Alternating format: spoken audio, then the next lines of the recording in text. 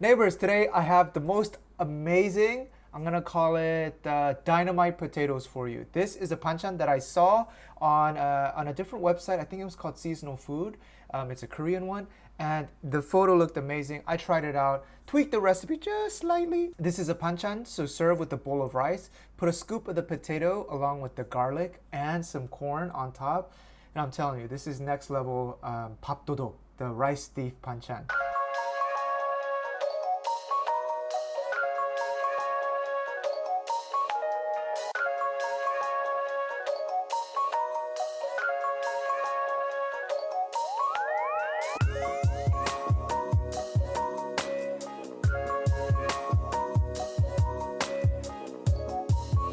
When you're at the supermarket, guys, I want you to grab some corn.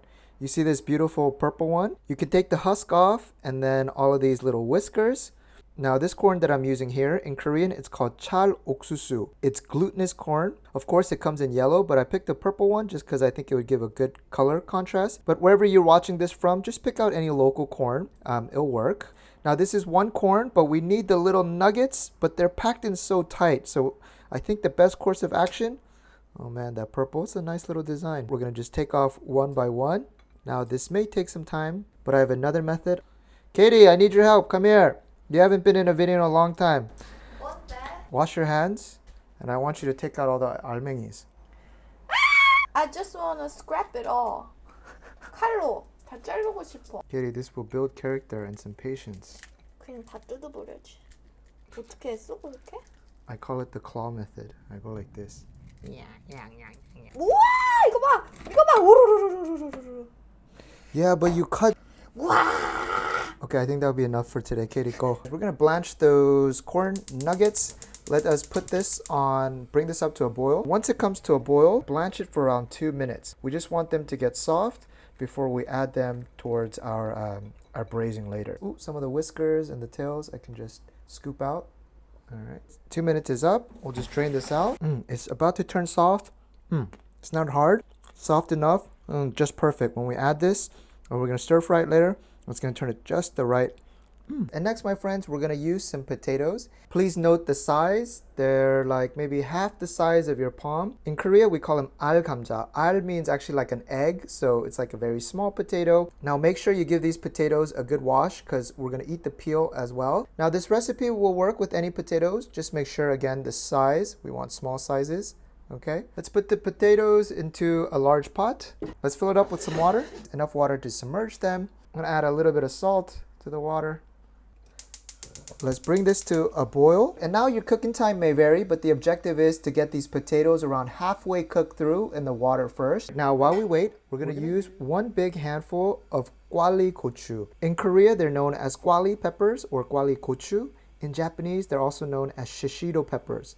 They have this distinctive wrinkle, right? It's like a grandpa pepper. And more importantly, if you go ahead and take a bite, they're not spicy at all. Well, I can't say at all. They just have maybe a little bit more kick than a bell pepper, but that's not much, right? In a lot of Korean dishes where you want the color of having a pepper without the spice, we use this. Now to get these ready for our dish today, very simple. It's dinner time, so you gotta take off your cap, all right? Good. And then very simply, we're gonna stab them. All right, one here, maybe once in the back, stab them in the back. Don't do that. And then via these little holes, the soy sauce that we're gonna braise it in, it's gonna go inside the peppers. That way when you bite into it, flavor. Now it's actually easier to put them on the table and then just stab them like that.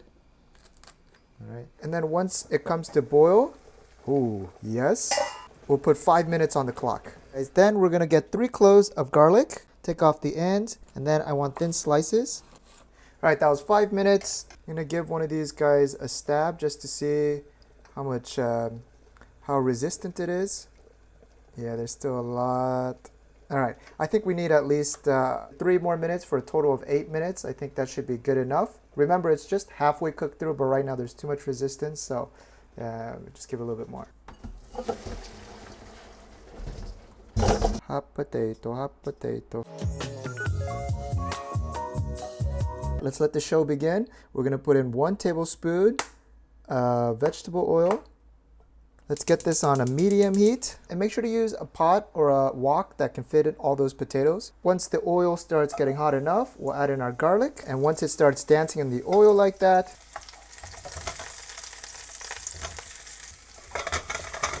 beautiful.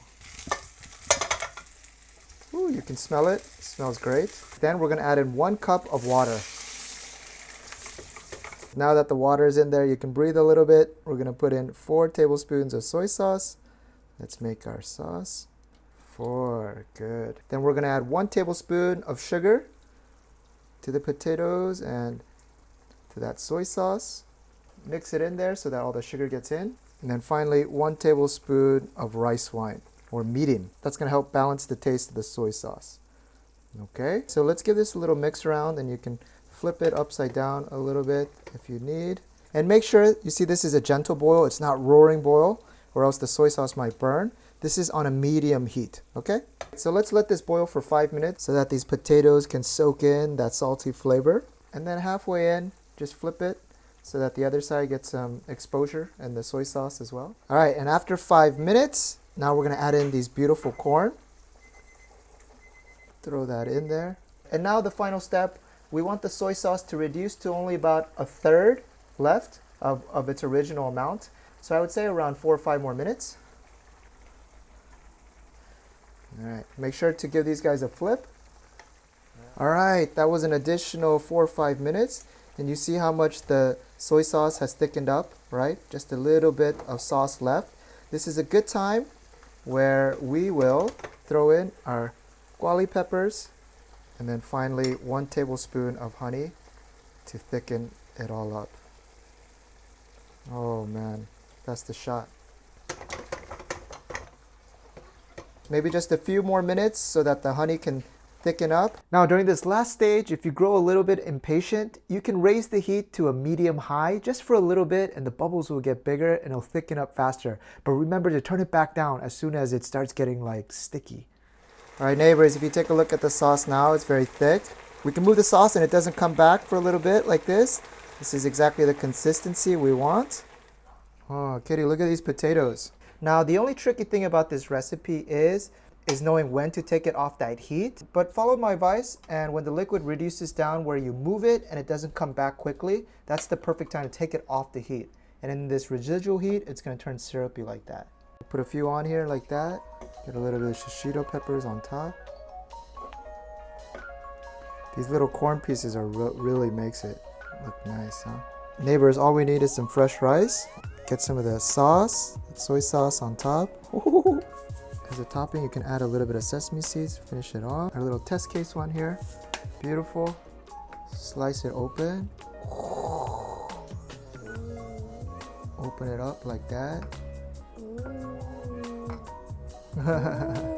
And all the ingredients are in the back.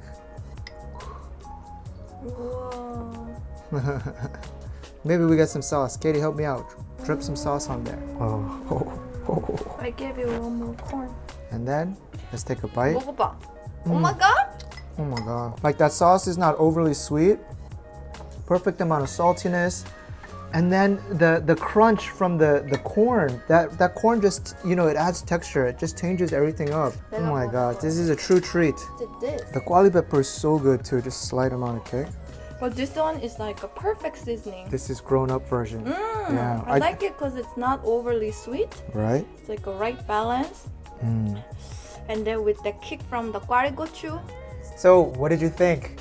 By the way, the sun is going down, so I'm like sticking my head closer and closer so I could get at least a little bit of the sunshine going through the clouds. IMO, in my opinion, I think this is one of the best, if not the best, Gamja Jorim I've ever made and tasted. Make the potato, spread it over some rice, give it to your mom, and let me know what she thinks. I value her opinion more than yours. See you guys.